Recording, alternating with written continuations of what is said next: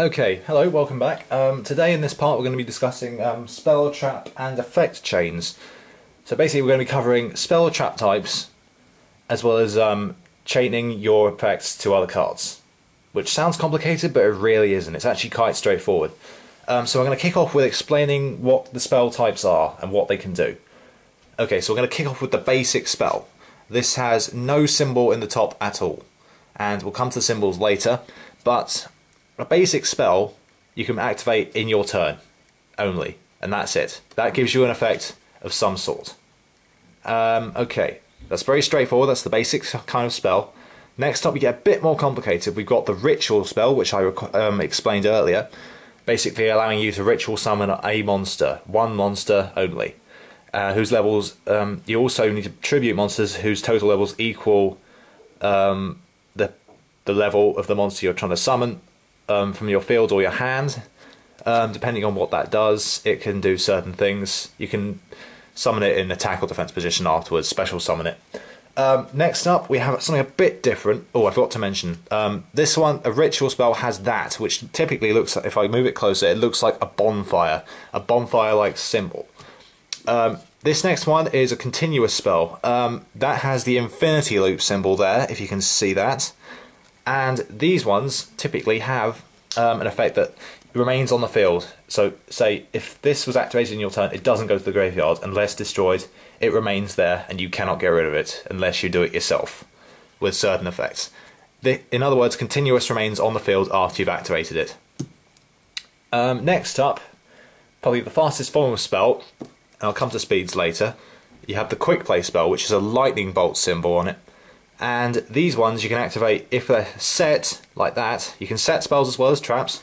You can activate them during your opponent's turn and do certain effects with them. So for example, this one can special summon a monster. Each player can special summon monsters from their hand equal to one level for lower monster they control with the same level. And that's basically a quick play. It's effectively a trap but blue. Next up we have the equip spell. Now this isn't an equip spell. Equip spells have a plus sign there, but this one has a very similar effect. What you do is you target a face-up monster and it gains the effect on the card. That's all it does. But this card, like a continuous spell, remains face-up as long as the monster you've equipped it to is there. So say I equipped Aquajet to, I can't really do this, seeing as how this is impossible, but if I did... Oh, actually, this is a good one. If I equip it to something like Piercing Moray, since it is a fish, aqua, or sea serpent monster, it gains 1000 attack. Now, if this was an equip card, if that went, it would lose the bonus. However, in the other way around, if this went, both cards would go into the graveyard, and you cannot get them out after they've gone in, unless you've got a card effect. So that would be your equip card used if that card went. And that's effectively that. Finally, we've got one more spell, and this is probably my personal kind of favourite spell. This is the field card spell. Now, these ones have it's kind of like a compass symbol on it, and these ones you put in your field card zone, which is all the way over there. No, hang on, all the way over there. Now, if I pick this up, I'm going to have to move the camera again. Your field card zone, your card would go there. And in general, it remains, it's like continuous spells. There's a lot of these. You put it on the field and it remains there.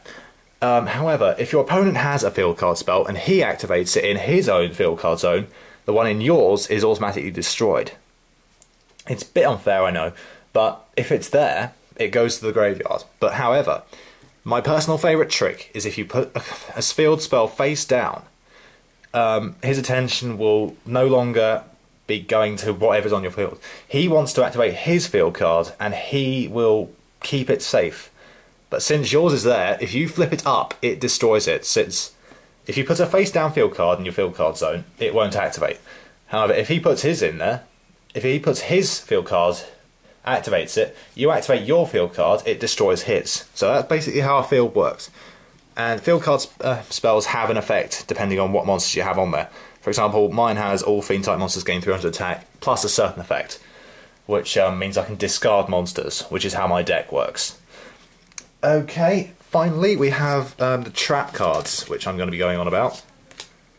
These are a little different. There's fewer types of those because there's only 3 types. You have the basic one, which is the normal. I'll put it in the camera. Your continuous trap, which you probably know already, and your counter trap. Now these ones are a bit more fiendish to use. So normal trap, activating your opponent's turn, you do that, and depending on what time it is or what effect you've got, you flip it up and it activates and does something to your opponent.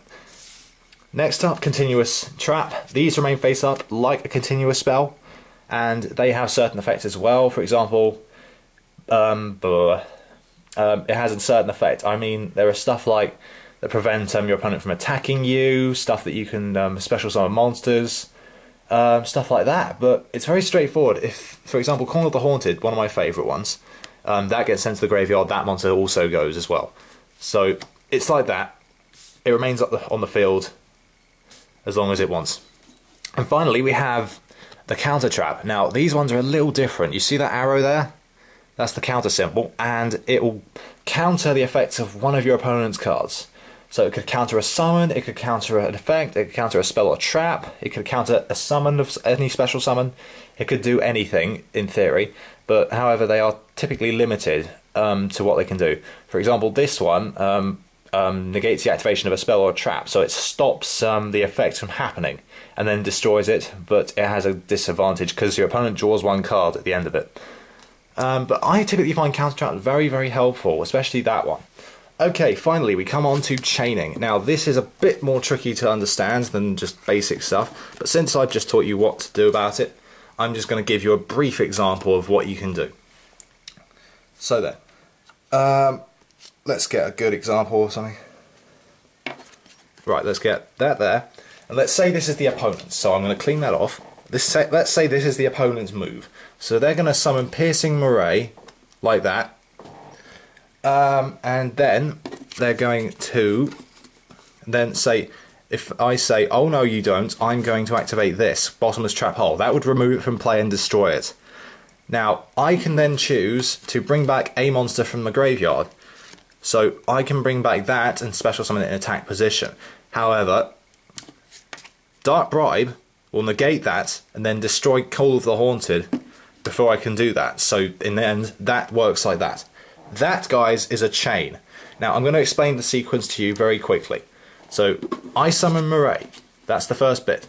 Now, that was an effect. That was a summon. Now, this is an effect. You activate the trap. The effect is that it gets rid of that. Now, the second part of the chain activates. I activate Call of the Haunted. That will become the second trap. So, it goes 1, 2. You can only have chains of 2 or more. This is the second part, so this will be a chain of 2. Now finally, the chain of 3 activates when I do that and negate that effect. Now, that will be the third chain and that would be it. Now, unless your opponent activates anything else, that would be a chain of more. But this time, it's a chain of 3, so you can the effects go 1, 2, 3 in order. And when these all go, the third one is fastest, so it would activate that effect first. So this thing would negate that effect, and then that thing would get destroyed. And Bottomless Trap Hole would then destroy Piercing Murray and send it to remove from play, like so. And that's typically how a chain would work. So I summon 1, 2, 3, and you can chain to yourself as well. It doesn't have to remain like that. So if I personally summon Piercing Murray, I could activate Bottomless Trap Hole, and then chain Call of the Haunted if I owned it onto that. So if I did that, I could special summon my own card from my graveyard, so like so. And that's typically how it works. You can also chain quick play spells as well. So, for example, if I got, let's get an example. If I got Crashbug Road face down, I could activate that and special summon one of those from my hand. So I could summon, say, Laval Magma Cannoneer. And it's very straightforward, I think. So if I did all of that, that could potentially be a chain of 4. And that is very... I think chaining is probably one of the best things that you can do in a game. So, yeah, that's chaining in a wrap, guys. So, in the next part, we're going to be talking about effect monsters, types of effect monster effects. Thanks for watching, guys. Stay tuned.